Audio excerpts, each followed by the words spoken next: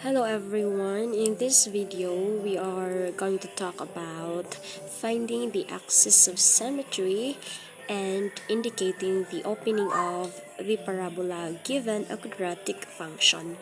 Now, naka-upload ako og first part or one example ani, but mag-provide ko another example because what if ang given quadratic function is not in standard form already. So mao ni siya ato ang makita nga given f of x equals 1/2 times the quantity of x minus 1 to the power of 2 plus 2. So mo na siya one of the examples sa mga functions nga wala naka-standard form daan. Kaya nga nang dapat maka-standard form dahil siya. Kaya again, we have to determine the values of A, B, and C. Kaya mo na ito ang gamiton to substitute in the formula of finding the axis of symmetry. Now, if dili ta ka-determine ana, saan na ito pag-solve? So, mo nang ang given dapat naka-plaster siya sa standard form o wala siya maka-plaster daan ato ang plasteron by simplifying the given expression. So, atong i-try ni nga given. Ato siyang standard form una aron makadetermine ta sa values of A, B, and C. Now, let us try. So, we have f of x equals. Now, sa ato ang nakita, there are two terms. Kini consider na siya as first term, kini second term. Now, ato ang isimplify dapat ni unang term. How? Naatay monomial dire 1/2 na sa gawas. Ang sud sa quantity is x minus 1 and take note na siya exponent nga 2. That means kini nga binomial ato pa ni siyang erase to the power of 2. I-multiply pas iyang kaugalingon. So, before ta mag-distributive property of multiplication, sa pag-times sa 1/2 nga nasa gawas, ato una ning i-simplify kining x minus 1 to the power of 2 by using the FOIL method. So, ato asa ning i-copy ning value nga 1/2 nga nasa gawas. And then we have to find the simplified expression sa x minus 1 to the power of 2 by using the FOIL method. Very familiar na ng FOIL method, diba? Because that means x minus 1 times itself, ang x minus 1, pagkaduhaunin mo sa x minus 1. Aside sa paggamit sa FOIL method, class is na siya kumbaga shortcut nga imuhang buhaton nga dili na ka magsubay sa first terms, outer, inner, last terms. So unsaon man by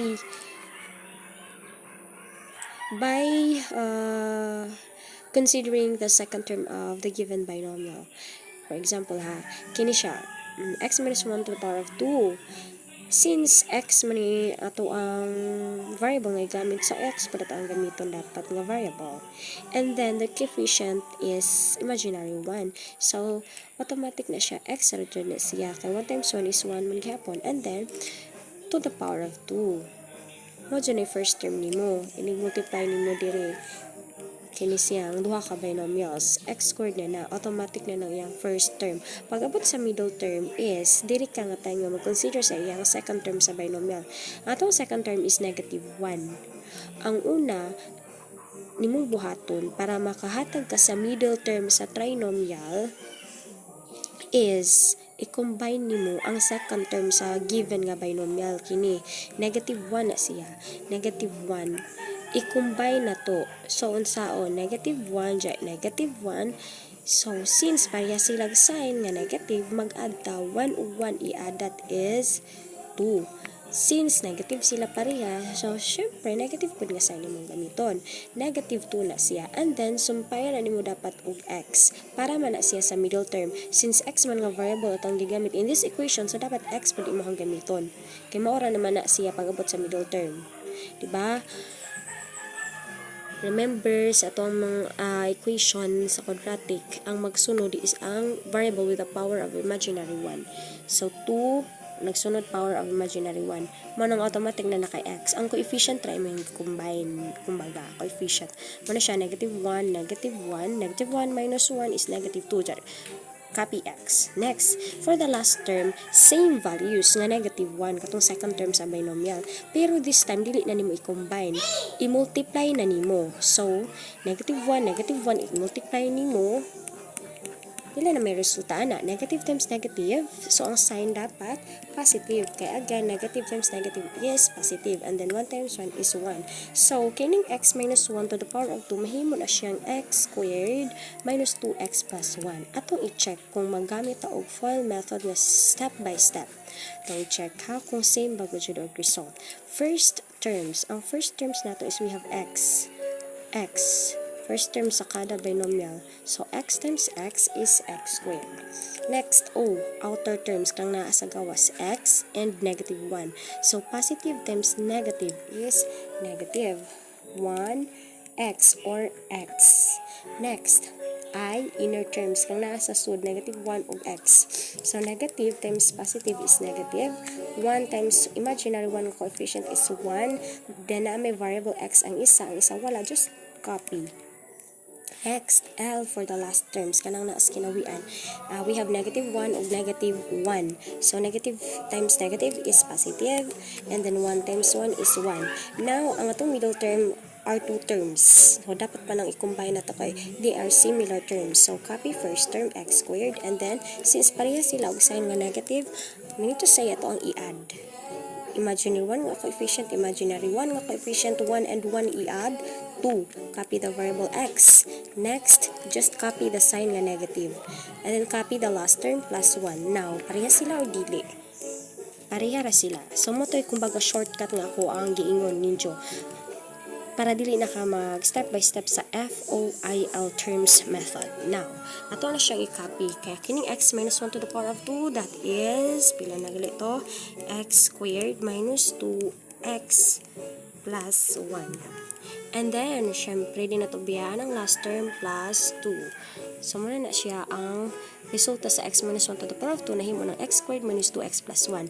Now, pwede na tayo maka-apply sa distributive property of multiplication. Kining naa sa gawas nga monomial 1/2 ato na siyang i-distribute sa kada terms nga naa sa sud sa parentheses nga trinomial, isa-isahon kada term. So, ihatag nimo siya sa tulo ka buok by multiplication. So, let's try equals 1/2 times x squared. 1/2 times imaginary 1 nga coefficient kiri, that is still 1/2. And positive dapat siya kay positive times positive is positive. So, 1/2. Na siya variable, kiri wala. So, just copy ang x squared. Dili bilin. X squared. Next. Nasa isumpay na ito ang sign. Positive ba ka or negative? Just follow the sign. We have positive. O sa result ng sign. Positive times negative is negative. Kung dili sila pareha nga sign, multiply negative. 1/2 times 2.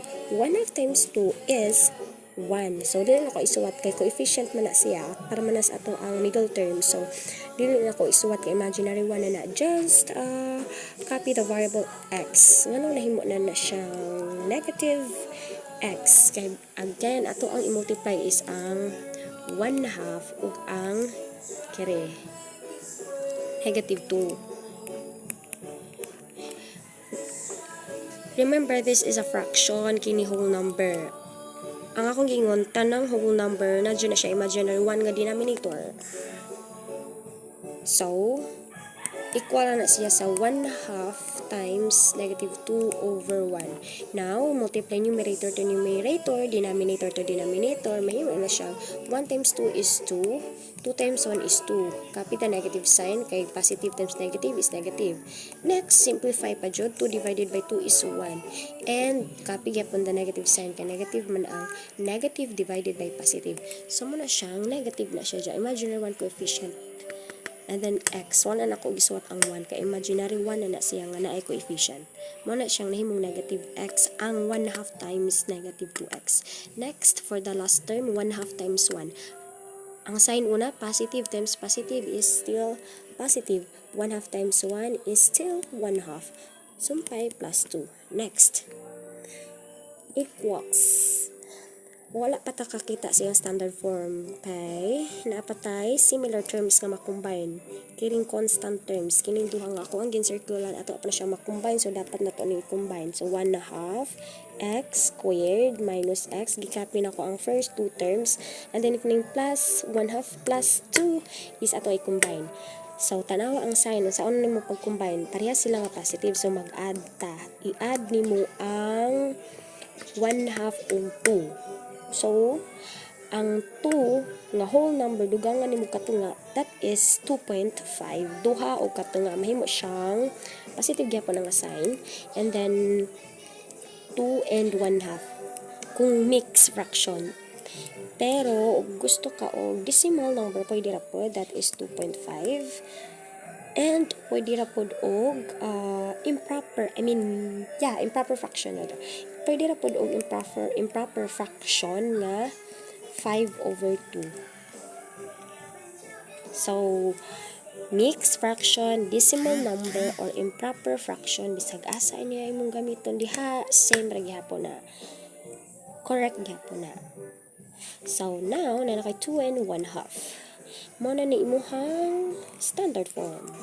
So, nanakay standard form nga f of x equals 1/2 x squared minus x plus 2.5. So, gikan diri nga given na standard form na to siya, ingani na siya ang standard form. 1/2 x squared minus x plus 2.5 or plus 2 and 1/2 or plus 5/2. Pareha na sila. Pwede raman na to ni add largo class kay whole number man siya kanang fraction. Pero ganahan ka mag step by step gud into improper fraction, i-turn pa na nimo siya into similar fractions by getting the LCD of 2, and then para mahimo silang similar fractions, tagsa-tagsaon nimo og multiply sa ibabaw numerator. Pero kini siya, whole number man og fraction, diretso ana na og add. 2 and 1/2. Si 2 dugangan og 0.5. So, automatic 2.5 or 2 and 1/2. Yan na siya. So, muna na ako ang gili-write ang final standard form na to. Muna ni siya. Muna na ito ang basihan to determine the values of A, B, and C. So, our A here is positive 1/2. Our B is negative 1, imaginary 1. So, negative 1, and C is 2.5. Ato ang magamit actually ani is the values of A and B ra. Okay?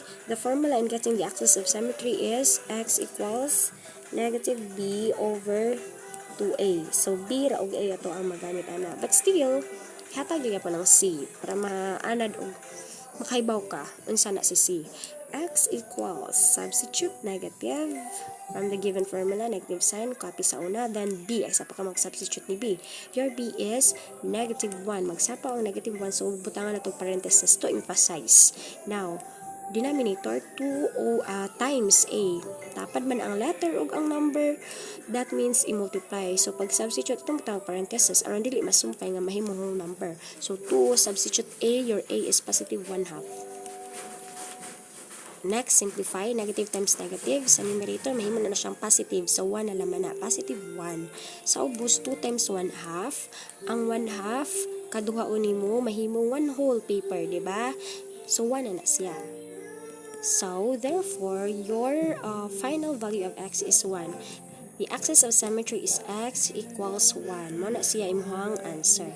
And the opening of the parabola, since our A is positive, 1/2 man na siya nga positive, so that means your parabola is opening upward because A is greater than 0 or positive.